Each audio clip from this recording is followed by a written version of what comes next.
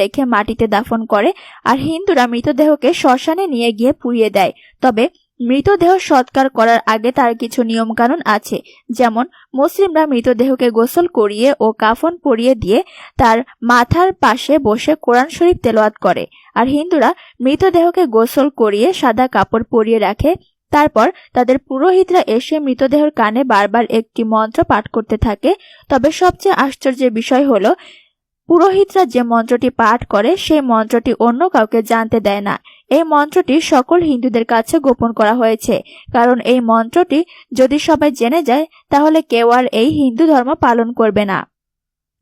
এবার ভারতের এক হিন্দু পুরোহিত এই মন্ত্রটির রহস্য ফাঁস করলেন। তিনি বলেন, হিন্দু ধর্মগ্রন্থ বেদে একটি মন্ত্র আছে, তার নাম আনকাহি মন্ত্র, যেটা সকল পুরোহিতরা সাধারণ হিন্দুদের কাছে গোপন করে থাকে। এই মন্ত্রটি সংস্কৃত ভাষায় আছে, যার বাংলা অর্থ হলো, এই ভক্ত, লা ইলাহা পড়লে তোমার পাপ মোচন হয়ে যাবে, আর আল্লাহকে তোমার সৃষ্টিকর্তা মেনে নিলে তোমার পরিত্রাণ হয়ে যাবে, আর চিরজীবনের জন্য তুমি স্বর্গ লাভ করবে। তাই মোহাম্মদ নাম বারবার জপো। বন্ধুরা, এই মন্ত্রটি হলো মুসলিমদের কালেমা তায়েব, লা ইলাহা ইল্লাল্লাহু মুহাম্মাদুর রাসূলুল্লাহ এর সংস্কৃত রূপ। এখন চলুন আমরা সেই পুরোহিতের মুখ থেকে শুনে আসি আসল মন্ত্রটি। इस मंत्र का नाम रखा गया है अनकही। अनकही। हाँ, यानी किसी से कहा नहीं जा सकता, ऐसा छुपाया गया है इस मंत्र।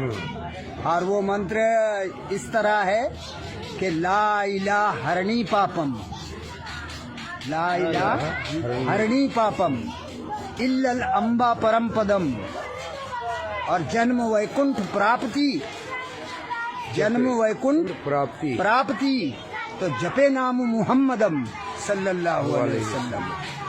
इसका अनुवाद हुआ, ला इलाहा हरणी पापम, ए भक्त, ला इलाहा कहने से तेरे पाप हरण हो जाएंगे।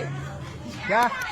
इल्लल अम्बा परम पदम, और अल्लाह को पैदा करने वाला मान लेने से तुझे परम पदी मिल जाएगी। हाँ। और जन्म वैकुंठ प्राप्ति, और हमेशा के लिए स्वर्ग प्राप्त करना चाहता है, जन्नत हासिल करना चाहता है, तो जपे नाम मुहम्मदम, तो मुहम्मद साहब के नाम वाला कलमा जप ले, वो है ला इलाहा इल्लल्लाह मुहम्मदुर रासूलुल्लाह सल्लल्लाहु अलैहि वसल्लम। বন্ধুরা, দেখলেন তো এই পুরোহিতটি কিভাবে হিন্দু ধর্মগ্রন্থ বেদের সেই মন্ত্রটি উচ্চারণ করে তার ব্যাখ্যা করে দিলেন।